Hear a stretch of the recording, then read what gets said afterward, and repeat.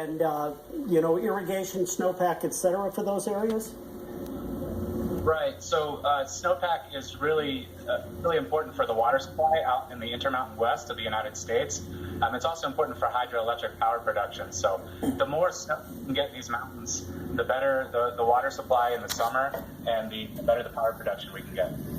You know, I have to ask this question. There's been decades of snow seeding experiments, and I know in Wyoming they just suspended because they've gotten a tremendous amount of snow and rain into that area. So are there any questions from officials or residents about the research that's going on there? Yeah, so we actually have a suspension criteria. And when I say we, it's the Idaho Power Company. That's who we're actually teamed up with. We do the science, they do the seeding. And they actually have a suspension criteria. So if there's flooding concern or avalanche well, look concerns, at that. They actually don't seed. So anything Our colleges during those periods would just be natural snowfall. know about Josh, this I want to ask you a bullshit. question that I hope is not above your pay grade here. Is the goal here maybe to, I want to know if it's cost effective or not, because if one of your goals is to generate power, is it cheaper to see the clouds, get enough snow or rain to fall into that watershed to create the hydropower, or is that just kind of wishful thinking?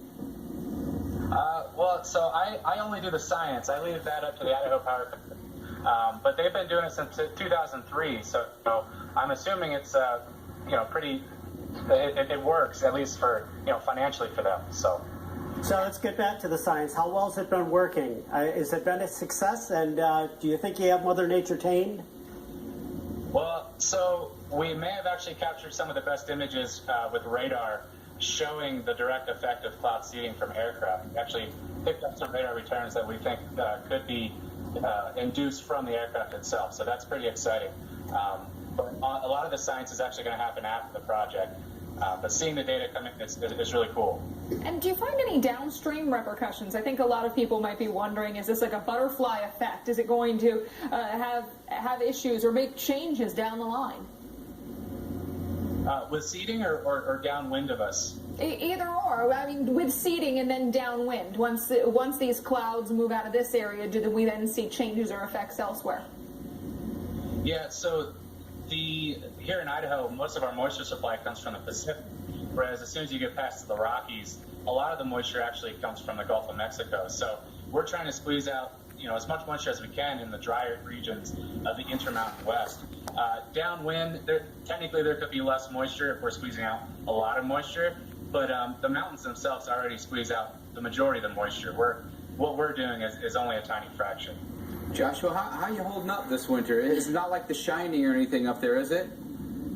No, not quite. I mean, you can see the growing in, but we're doing pretty well. We have a heated camper right down the way, so we've been sleeping on some nice, comfortable cots. So. All right.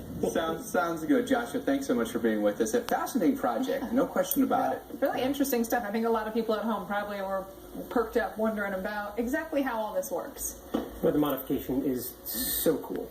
Oh, yeah. You just dropped silver iodide right into the clouds, and next thing you know, poof. And next thing you know, poof, our show will continue because still to come.